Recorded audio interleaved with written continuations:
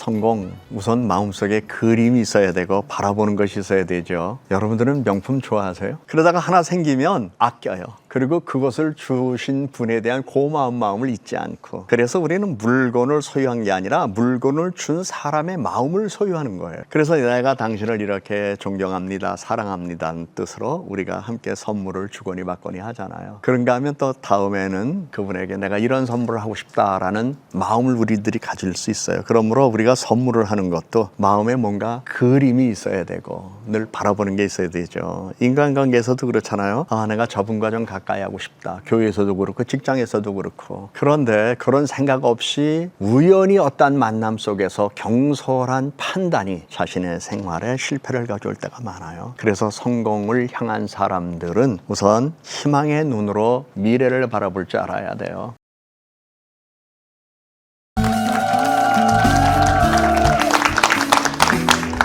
안녕하세요. 오늘 두 번째 만남입니다. 지난 시간에는 성공에 대한 정의, 그리고 성공이 우리들에게 왜 필요한가, 성공을 위해서 기본적으로 해야 할 일이 무엇인가에 대하여 간략하게 말씀드렸습니다. 성공, 우선 마음속에 그림이 있어야 되고 바라보는 것이 있어야 되죠. 우리가 좋아하는 사람과 가까이 하고 싶으면 먼저 바라보는 마음이 우리들에게 있어야 돼요. 그리고 또한 뭐 갖고 싶다 그러면 늘 그게 마음에 떠나지 않고 자리를 잡고 있어야 해요. 여러분들은 명품 좋아하세요? 좋아해요. 나도 좋아해요. 없어서 그렇지. 너무 비싸고 없어서 그렇지. 명품 좋아해요. 그러다가 하나 생기면 아껴요. 그죠? 그리고 그것을 주신 분에 대한 고마운 마음을 잊지 않고, 그래서 우리는 물건을 소유한 게 아니라 물건을 준 사람의 마음을 소유하는 거예요. 그래서 내가 당신을 이렇게 존경합니다, 사랑합니다는 뜻으로 우리가 함께 선물을 주거니 받거니 하잖아요.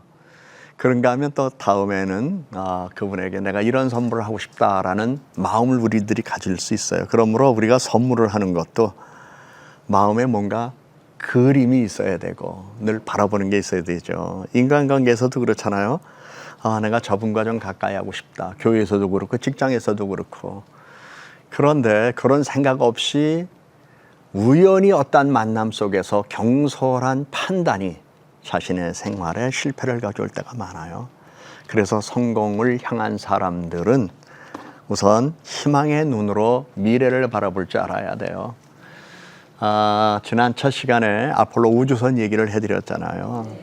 이 과학자들이 로버트 휘칭스캇라는 이 박사가 과학적 사고를 가지고 이 지구에서 저 달나라까지는 거리가 얼마다. 그리고 이 거리에 우리가 도달하기 위해서는 무엇을 어떻게 한다라고 하면서 이 사람은 자신의 생각을 가지고 두뇌를 가지고 과학적 사고로 이렇게 풀이를 한 거예요. 그리고 나중에 그거에 의하여 우주선이 제작되어서 발사됐고 그대로 이루어지지 않았습니까? 그래서 우리도 세상 살아가는 동안 늘 내가 생각 속에 무엇을 담고 있느냐. 지난번에 말씀드렸죠. 우리가 가난한 이웃도 돌보고 불쌍한 사람 살피죠. 그런데 내가 가진 것이 없으면 살피기 어려워요. 물에 빠져 허우적거리는 사람 건져내려면 몇 가지 방법이 있잖아요.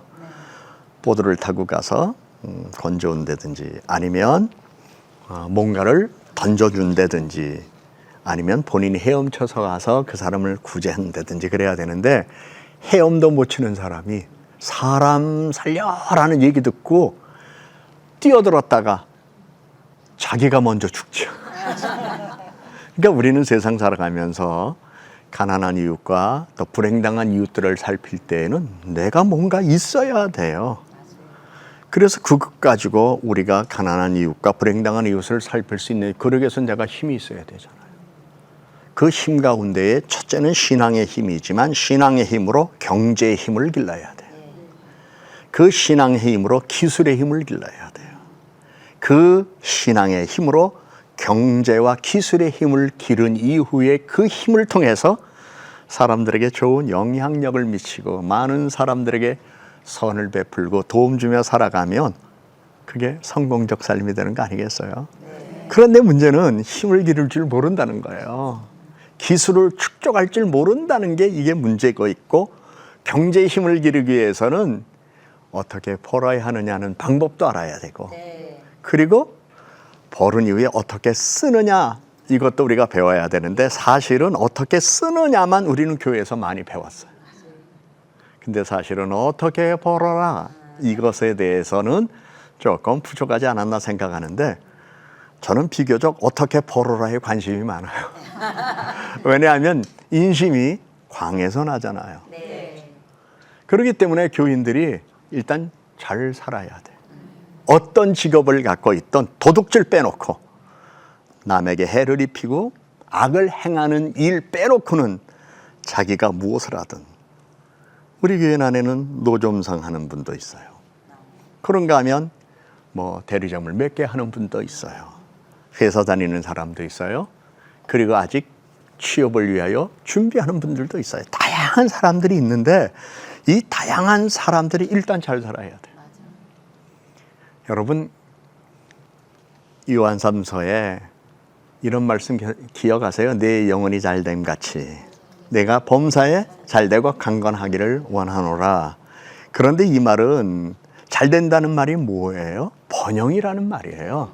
이 번영이란 말은 성공이라는 말이에요. 그래서 성경에는 성공이라는 단어가 구약 성경에는 좀 나오지만 신약 성경에는 성공이라는 단어가 없어요. 그러니까 어떤 분들이 얘기해, 너무너무 성공 그러지 마세요. 성경에 이런 단어가 없잖아요. 그분은 성경에 대한 해석에 뭔가 좀 모자라는 부분이 있는 거예요. 왜냐하면 성공이라는 단어나 번영이라는 단어는 똑같아요. 그러므로 내 영혼이 잘된 같이 하는, 범사에 보더니 잘되기를 원하는 것은 네가 번영하기를 원한다. 그래서 이 말을 쉽게 말하면 네가 하는 모든 일이 잘 풀리기를 원한다. 하나님의 도움으로. 그래요. 우리는 하나님 도움 없으면 못 살아요. 그래서 우리는 하는 일이 하나님의 도움으로 잘 풀려야 돼요. 여행을 하면서 여러분 혹시 예상하지 못했던 일로 인하여 어려움을 겪어서 뭐 더 가야 되는데 하룻밤을 머물어야 되거나, 아니면 차를 놓치거나 비행기를 놓치거나, 그래서 할 수 없이 예정을 이렇게 바꾸어서 다녀본 경험이 있으신지 모르겠어요. 아, 힘들어요. 그죠? 순리대로 잘 가면, 순탄하게 잘 가면 좋은데 예상하지 못한 일이 탁 발생하면 그것 때문에 힘들어요, 마음이. 우리 인생을 살아가면서 그래서 우리는 하나님이 도와주셔서 주 안에서 형통하는 삶을 살아가야 되거든요. 그런데 어떤 이들은 이렇게 생각해요. 기독교 신앙은 꼭 형통만 강조하는 게 아니다. 그리스도의 고난, 이것이 중요하다. 물론 고난에 대한 이해도 해야 돼요. 문제는 고난을 이기고 형통한 삶을 향하여 나가도록 하나님이 우리를 격려하신다는 사실이에요. 왜 사도 요한이 밤모섬에서 계시를 받았을까요? 물론 그도 힘들고 어려웠지만 그의 마음속에는 아시아 일곱 교회에 대한 마음의 부담이 있었어요. 야, 내가 여기서 이대로 죽으면 나는 천국에 가겠지만 저 아시아에 있는 일곱 교회는 어떻게 될까?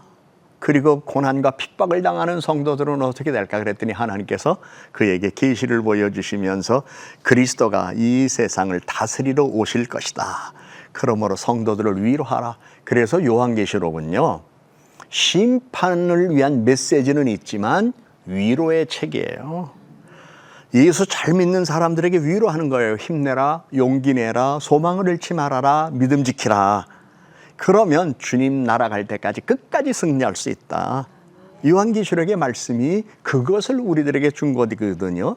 그것은 결국 뭐예요? 우리의 삶 속에서 끝까지 우리가 바라보는 걸 잃지 않도록 하는 하나님의 인도하심이 거기에 있다는 것을 우리는 알아야 되거든요. 그러면서 성공을 향하여 마음을 품은 사람들은 첫째 믿음을 가져야 되는데, 그 첫째 믿음이 하나님은 나의 성공을 돕는다. 하나님은 나의 성공을 돕는다. 뿐만 아니라 하나님은 내가 실패한 자리라 할지라도 다시 그 자리에서 교훈을 얻고 힘을 얻고 위로를 받고 용기를 얻어서 성공하기를 원하신다. 이것을 기억하면서 언제나 하나님은 나의 성공을 돕는 분이라는 것을 기억해야 될 거예요. 그렇다면 하나님께서 나의 성공을 돕고자 이미 하나님이 준비하고 계신 분이라고 하는 믿음을 가져야 될 텐데, 첫째는 하나님께서 말씀을 통해서 늘 격려하시잖아요. 저는요, 요한복음에 보면 간음의 현장에서 붙잡힌 여인, 그 여인에게 예수께서 하신 말씀이 늘 은혜가 돼요. 여인에게 이렇게 말씀하셨어요. 나도 너를 정죄하지 아니하노니 가서 다시는 죄를 짓지 말라. 그런데 당시에 그 주변에 있던 사람들은 돌을 들어서 쳐 죽여야 된다고 얘기했잖아요. 땅바닥에 예수님이 글씨 쓰셨대요. 근데 성경에 그 글씨가 뭐라고 기록되지 않았기 때문에 나도 그 글씨 뭐라고 쓰셨는지는 모르겠어요. 그러나 성경에 분명히 기록된 말씀 가운데에 나도 너를 정죄하지 아니하노니 가서 다시는 죄를 짓지 말라. 나는 이 말씀 생각할 때마다 나의 해석일 수 있겠지만 나는 이렇게 생각해요. 그래, 실패를 두려워하지 말고 이제는 가서 멋지게 살아라. 나는 이렇게 표현하고 싶어요. 정말 이제 멋지게 살아라. 왜 죄 짓고 여기 끌려왔냐? 그리고 왜 사람들한테 돌에 맞아 죽을 짓을 했느냐? 이제 다시는 그런 일 하지 말고, 그런 일에 관련되지 말고 좀 멋지게 살아서 나도 당신처럼 살고 싶다, 이런 얘기 좀 들어봐라. 나는 요한복음 말씀 보면서 간음의 현장의 그 여인과 예수의 만남을 나는 그렇게 받아들이면서 언제나 나를 격려하신 주님을 바라봐요. 살면서 나 실패 많이 했어요. 그러나 주님이 그때그때마다 교훈을 주시고 이렇게 세우셔서 지금은 정말 하나님께 감사하며 은혜에 내가 무엇으로 보답할까 하는 마음 가지고 살면서 제 주변에 어떤 분은 또 그런 얘기를 하시네요. 아유, 목사님, 나도 목사님처럼 됐으면 좋겠어요. 그래서 그 이야기를 들으면 그래요? 이렇게 제가 으쌰하고 뽐내는 게 아니라 첫째는 하나님께 감사하고 나 같은 실패자를 들어쓰셔서 이러한 삶의 모습을 보여주심으로 세상에서 실패한 많은 사람들에게 희망을 갖고 살아가도록 나를 이용하시는 하나님, 얼마나 감사한지 몰라요.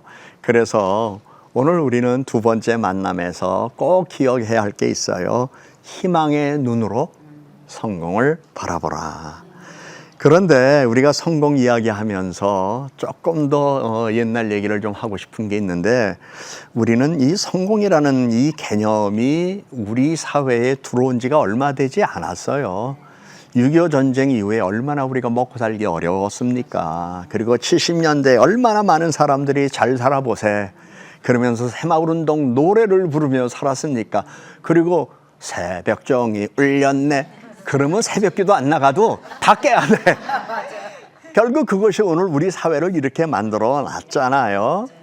그러한 삶의 자리에서 우리가 오늘 이렇게 산다는 건 정말 축복이죠. 그런데 이 성공이라고 하는 이 개념에 대한 정의는 말씀드렸지만, 이 성공이 학문적으로 세상에 알려진 것은 1874년부터였어요. 1874년에 윌리엄 메수즈라고 하는 사람이 Getting on in the World라고 하는 이 책을 쓰기 시작했고요. 이 이후에 1870년 윌리엄 메이어라고 하는 사람은 On the Road to Riches, 1881년 에드윈 티 프레들리라고 하는 사람은 The Secret of Success in Life, 1882년 리먼 에비디라고 하는 사람은 How to Succeed, 1885년에 윌리엄 스피어는 The Law of Success, 1903년 세뮤얼 필로스는 The Problem to Success for Young Men and How to Solve It. 달리 말한다면 성공을 위하여 사람들이 어떻게 그 문제를 풀어가야 할 것인가 라고 하는 것을 책으로 쓰기 시작해서 이미 1700년대부터 미국에서는 성공학이라고 하는 학문이 세상에 드러내기 시작한 거예요. 그래서 성공이라고 잘 번역된 단어는 우선 성경적으로 알아야 될 텐데, 성경에는 오직 7번 나와요. 여호수아서에 2번, 창세기, 느헤미야, 욥기, 잠언, 그리고 다니엘서에서 한 번씩 나오죠. 그래서 아까도 말씀드렸지만 신약 성경에는 성공이라는 단어 아무리 두들겨도 안 나와요. 그렇지만 번영이라는 이 단어를 통해서 하나님은 우리의 하는 일이 번영하기를 원한다. 성공하기를 원한다. 아우, 저 사람 장사 잘 돼. 아우, 하는 일이 어떻게 저렇게 잘 되는지 몰라. 이런 얘기 들으면 기쁘잖아요. 그래서 안 되는 사람들이 저분도 옛날에 고생 많이 했대. 그러면 자기가 고생하는 게 위로가 되면서 나도 저렇게 잘 될 때가 있겠다. 기대를 갖게 되는 거 아니에요? 그래서 우리는 항상 사랑하는 자여 내 영혼이 잘된 같이 내가 범사에 잘되고 강건하기를 내가 강구하노라. 요한 3서 2절에 있는 이 말씀이 하나님은 내가 하는 일이 잘 되어지기를 원한다는 마음을 갖고 첫째는 여러분 스스로가 그런 기도를 해야 돼. 하나님, 나 좀 잘 되게 해주세요. 내가 하는 일 잘 되게 해주세요. 우리 자녀들 하는 일 잘 되도록 도와주세요.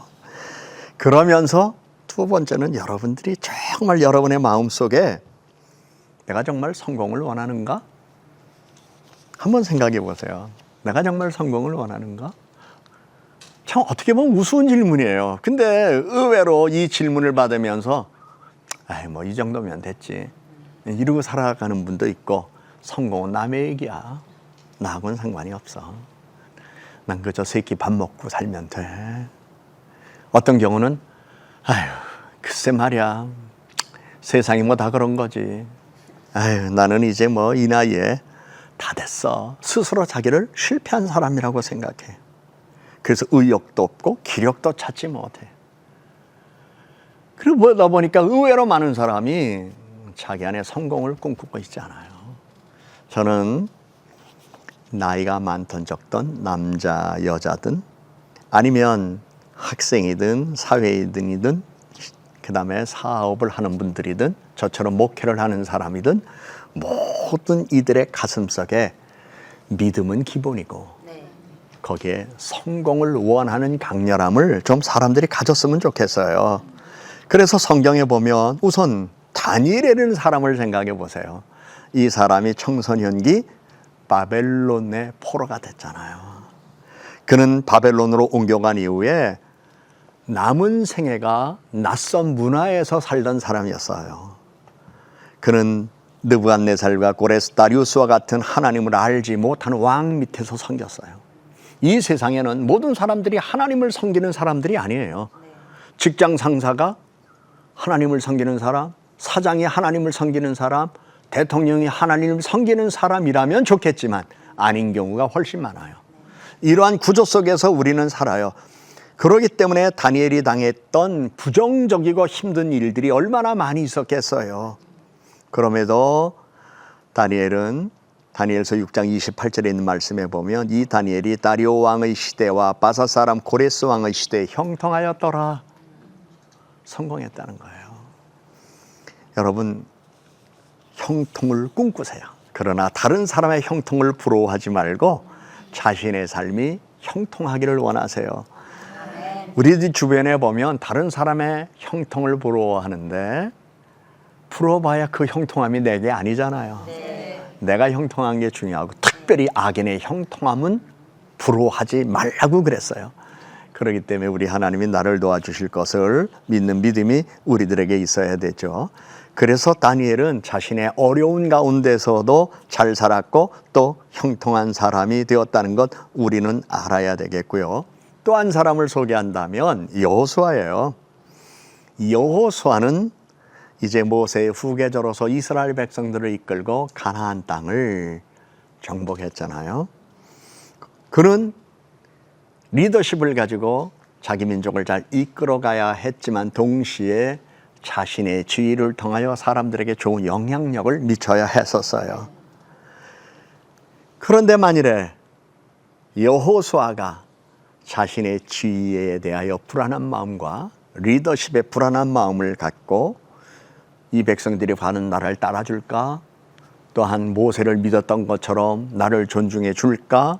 모세가 드러냈던 이처럼 내가 과연 하나님의 능력을 이 땅에 드러낼 수 있을까? 이런 생각과 마음과 스스로 불안했다라면 그는 아마 지도자로서 성공적인 모습을 못 보였을 거예요. 그런데 하나님은 벌써 다 하셨어요. 그래서 여호수아 1장에 보면 두려워 말라 담대하라. 내가 모세와 함께 있던 것 같이 내가 너와 함께 한다. 성경에 보면 이미 사람이 불안할 때 불안할 줄로 하나님은 아셨어요. 그래서 불안할 때마다 담대하라 이런 말씀을 주셔요. 이것은 우리의 하나님은 우리 안에 있는 마음을 먼저 아시는 하나님. 그래서 우리를 도와주셔서 불안을 극복하고 내게 주어진 현실에서 상황을 이기기를 원하시는 분이라는 것을 우리들에게 말씀하셨어요. 그래서 좀 전에도 말씀드렸지만 여러분이 알아야 돼요. 하나님은 나의 성공을 돕는다. 하나님은 내 자녀의 성공을 돕는다. 하나님은 나의 가족의 성공을 돕는다라고 하는 마음을 먼저 품고 꿈꾸는 사람이 되어야 할 것입니다. 그래서 우리 하나님께서 이러한 과정 속에서 한 일이 많이 있지만 시간상 많은 사람의 이야기를 나열할 수는 없지만 또 한 사람 소개한다면 느헤미야 아닙니까? 이 느헤미야는 자기 동족이 어려움을 당하고 있다는 얘기를 알고 내 동족이 그렇게 어렵게 살아? 그래서 하나님 앞에 기도했죠. 하나님이여 나를 축복하셔서 이 사람 앞에 인정을 받게 해주소서. 그래서 내가 내 고향으로 돌아가서 내 나라와 내 조국을 위해서 뭔가 일할 수 있도록 나를 도와주십시오. 그렇게 먼저 기도했어요. 그리고 때가 돼서 그가 예루살렘에 돌아가서요. 그래서 성벽을 수축했어요. 성경에 많은 말씀이 있는데 그 말씀을 쭉 읽어보면 그의 생애에 늘 지지하는 사람만 있었던 건 아니에요. 산발랏 같은 사람들이, 도비아 같은 사람들이 방해를 했잖아요. 그가 그 방해를 이기고 제거하고 그리고 하나님께서 자신에게 주신 그 꿈을 이루는 모습이 느헤미야에 잘 기록되어 있는데 우리는 거기서 하나 깨달아야 돼요. 성공을 향하여 나아가고 마음에 품어도 우리 앞에 예측하지 못한 장애가 나타날 수 있다. 그래도 하나님은 우리를 도우신다. 그래도 하나님 우리로 하여금 성공을 성취하는 경험을 할 수 있도록 우리를 도와주시는 분이시다. 그래서 우리 믿음의 사람들은 언제나 하나님이 나를 부르시고 도전하게 하시고 용기를 갖고 살아가도록 도우시고 그리고 위로하시며 격려하시며 통찰력을 주시고 지혜와 명철을 주시고 지각을 열어주셔서 지식도 주심으로 발전해 나갈 수 있도록 우리를 도우시는 거예요. 그래서 여기 보시면 아까 우주선 보여드렸었잖아요. 아폴로 투 더 문. 이 우주선이 저 달에까지 도착하는데요. 이게 믿음과 함께 과학적 사고가 필요한 거예요. 많은 사람들이 신앙적 사고만 갖고 살아요. 특별히 우리 기독교인들은 주여 믿습니다. 믿습니다. 자전거 타고 페달을 젓지 않고 앞을 향하여 두 눈을 긋고 핸들을 잡고 발을 굴리지 않고 중심을 잡지 않고 기도만 한다고 자전거가 가나요? 자전거를 타려면 우선 균형 잡는 것도 배워야 되고 그리고 균형 잡은 다음에 페달을 돌려야 이게 앞으로 나갈 거고 핸들을 잡고 앞에 뭐가 있는가 없는가 잘 봐야 될 거잖아요. 그러면서 영으로는 주여 도와주시고 막히는 일이 없게 하시고 잘 가도록 도와주소서라는 마음을 품고 이미 기도했지만 살피면서 가는 거 아니에요?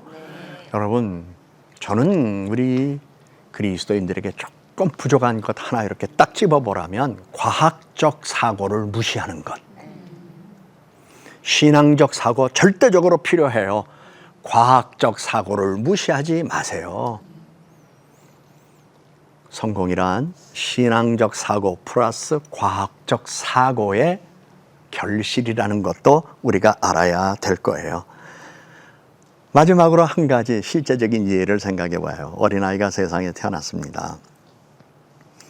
이제 모유를 먹이는 분도 있지만 우유를 먹이는 분이 있잖아요. 아이가 세상에 태어났는데 요에 이렇게 뉘어놨어요. 근데 애가 우는 것 같아. 그래서 우유를 타다 이렇게 우유병에다가 이렇게 물려주고 아이가 조금 힘이 있으면 손으로 자기가 우유병을 이렇게 잡고 마셔요. 근데 우유병이 요새는 조그만 거 예쁜 것도 많이 나왔는데 옛날에는 우유병이 왜 이렇게 커? 그러니까 그거 가지고 쩍쩍쩍쩍 빨아먹다가 우유병에 무게가 쏠려가지고 떨어졌어. 그럼 이 아이가 가만히 있던가요? 울어요. 처음엔 자기 손으로 뭐 이렇게 더듬이 할 수 있는 데다가 안 잡혀. 그럼 울어요. 그러면 엄마가 와서 다시 그걸 이렇게 넣어줘 쪽쪽쪽쪽 빨아먹고 새건새건 좀 이따 잠들어요. 사람에겐 욕구가 있어요. 이 욕구는 중립적이에요. 다만 그것을 선한 쪽으로 또는 악한 쪽으로 어느 쪽으로 방향이 가느냐의 문제에서 우리의 과학적 사고를 선한 욕구를 발전하는 쪽으로 돌려 믿음을 갖고 살아가면 성공은 남의 것이 아니라 나의 것이다라는 거 꼭 기억하셔서 여러분 오늘 두 번째 강의 희망의 눈으로 성공을 바라보자 라는 것으로 오늘 여기서 마무리 짓도록 하겠습니다. 여러분 감사합니다.